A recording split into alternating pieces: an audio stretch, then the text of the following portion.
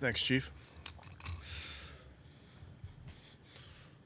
Okay, obviously, great opportunity at our place, division opponent, second time around seeing this team. And like we've talked about all week, we have to go play our best football, have to do all those things in a game as an offense, defense, special teams that give you a chance. So have worked very hard this week and put in the work. And then Sunday we get to go do it in front of our fans, and that's the exciting part for us. So with that, I'll take any questions. Denzel, did he just come down with this illness today? Yeah, that was today, so I don't really have an update just yet. With the oblique, was that today as well? Yeah, just felt something early in practice, so did not finish. You know, and if Alex will go on IR? I do not believe we'll put him on IR. If not Denzel, then Don Jones. Yes. Be the guy. What have you seen from? Yeah, he's played some meaningful snaps for us. We trust a lot of these young players, and certainly would put him in that category. Dom is a guy that goes out, knows what to do, plays to his strengths, his physicality, his length. Tyson, how have you seen him? Obviously, but if Denzel can't play, Tyson becomes the most experienced guy back there. Just how have you seen him kind of settle in over the last few weeks since he's been? Yeah, I've been very, very impressed with Tyson, both on and off the field, just how he goes about his business, how he works, how he fits in with his football team off the field. And then on the field, I just think he's played so physical, plays the run game, has made plays in the back end with the ball in the air. So I've been very impressed with Tyson. Malik can't play. Mike, I think, only played 3 defensive snaps last game. Are you guys going to up his workload potentially? Yeah, he's certainly doing better and better every single week, every day. So he's ready for a bigger workload for sure. Can you just talk about how well Malik has been playing for you guys this season? Yeah, Malik's obviously, I think, playing it at an extremely high level. Big part of our success up front, both in the run game and in the pass game. Mary Kay, just how disruptive he can be, defeating blocks one-on-one. I think he runs games really, really well with all of our guys. So he's been a extremely productive player for us. How much does that, Malik can't go, how much more does that put? Does that put more on his plate? Well, I'm not ruling Malik out just yet. So hopefully, yes.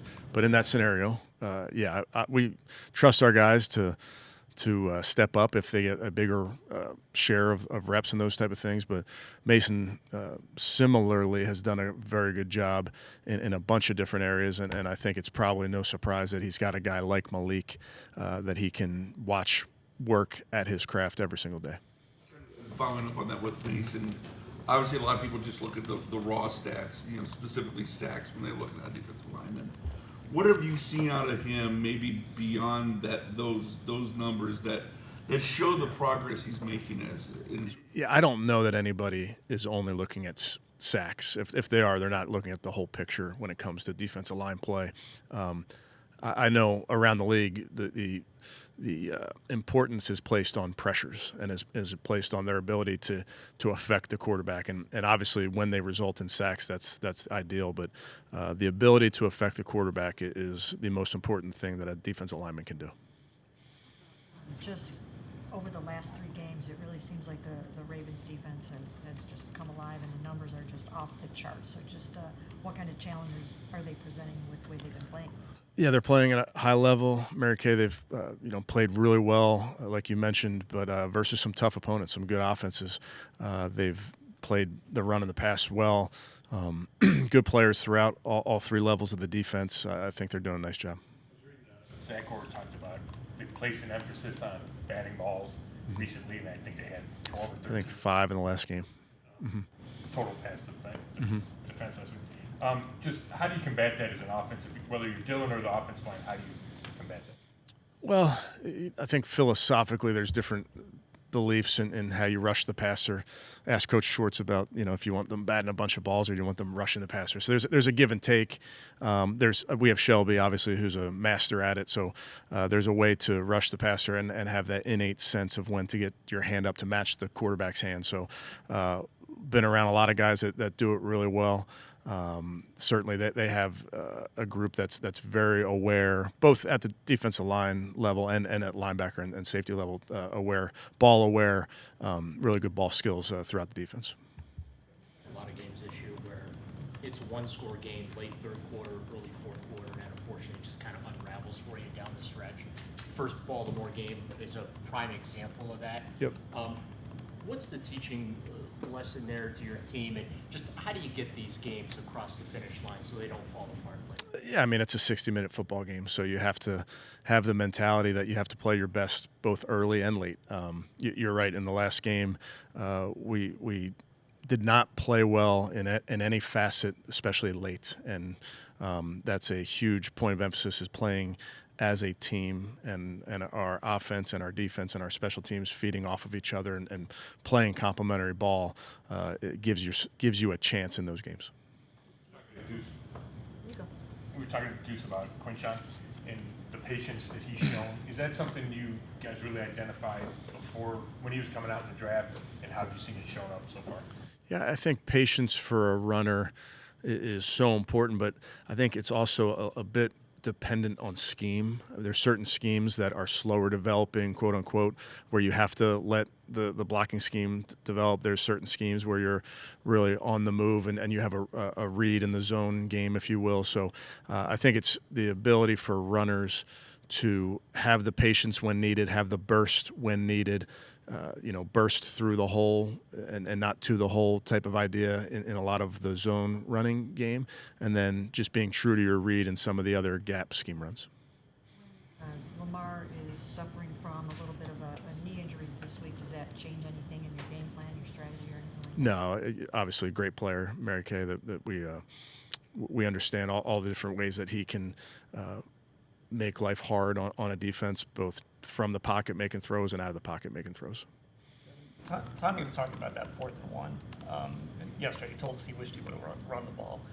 When you guys are going back through that stuff, is it hard to balance sometimes, like, hey, this was a good call that didn't work, versus we should have called something different here? Yes.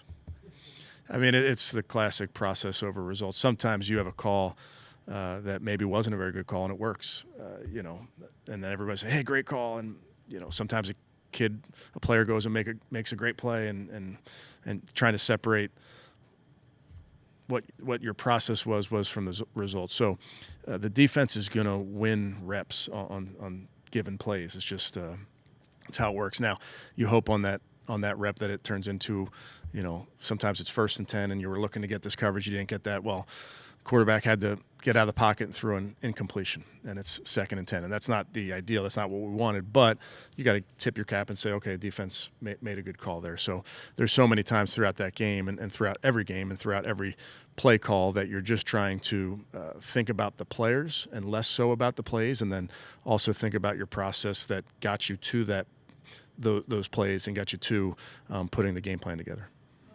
That you guys made some tweaks to like the coverage teams during the game, but did you do anything else this week to try to shore up special teams? Yeah, we've looked at everything, Mary Kay. That's certainly a focus for us, is making sure we're putting guys in the right position. So certainly potential to move some guys around. 2 weeks post the bye, has anything changed with Shador's practice reps or his routine at all? No, he's doing a really nice job, including just now coming off the field with the red zone drill that we did. So continues to work very hard, doing a nice job in meetings, doing a good job in the field. Allude to the red zone drill. Is it like the post practice with Yes. the developmental guys? Okay. And then I guess, have you always done that in years past? No. Okay, so is that kind of unique to a team that has like 14 rookies or? For sure, yeah. I mean, going back to the spring, we've done a lot of things that we really hadn't done before because you have so many rookies. You have 2 rookie quarterbacks. You're trying to maximize every minute you have out there. So certainly throughout this season, we've tried to be extremely intentional about development of our players. We've done individual periods on Mondays and Saturdays, which we haven't done before, for players that didn't play in the game. Just trying to add up all those individual periods, all those minutes of development with their coaches. I think it's just important with young players, and so you're not just assuming that they're getting better by sitting in the meeting room. You want to give them physical reps as well. For you, when you're not calling the plays, is the actual practice different? No, I would not say practice is much different. You know, over the years, there's been practices where I don't radio the plays into the quarterback, so that's nothing different. Sean is good inside, obviously, finding those little seams, and just as good in space. How unique is that for a young player to have that kind of balance? Yeah, I'd say it's pretty unique. I think a lot of runners, Tom, over the years have certain schemes that they really like and want to get back to. I think of Adrian Peterson when I think about some of the things that Adrian, like give me this again. And runners like to see the same scheme, and that helps them as the game goes on. I think Q definitely has run schemes that he likes a lot, but I don't think there's limitations in any way to the type of scheme that you run with him. So to your point, whether it's a inside zone or a wide zone or a gap scheme or a toss scheme, I think he's has the ability to run all of those, and as a young player, I think is open to running all of those. But as he gets more reps and we get more reps around him, you certainly find the run schemes that he really wants to lean into, and Tommy and the staff have done a nice job already of identifying those. A major evolution, Kevin, in the running game in your time in the league, where it used to be they want guys to smash it up into the hole, and now you, like with Q, you give them the option of kind of like reading it and then blasting. Yeah, I think the game has changed in so many ways, and I think the run schemes have evolved. I think so much of the motion in the run game has changed up how defenses are fitting runs. Certainly, the personnel groups have changed. There were years where you'd get really big and bring everybody in. There were years where you'd spread everybody out, and I think that's probably more true now of spreading people out than it was previously. But even having said that, there's a lot of teams that believe in bringing their receivers in tight to block all the safeties that you see down, and then you watch some teams that stay in a 2-by-2 and don't move and don't motion anybody and have success that way. So I think the run game evolution has been similar to the evolution of all offensive football, in that you're trying to just stay one step ahead of the defense, which is hard to do because there's some really good defensive coaches out there. So you'll make an adjustment to how you've run a play over the years, and then they'll make an adjustment to take that away, and you're moving on to the next scheme. So it's just a constant battle to try to stay ahead of them. Updates on the injuries for Winston Reed and DeAndre Carter, and whether like they kind of factor into potentially returning? I don't have an update, no.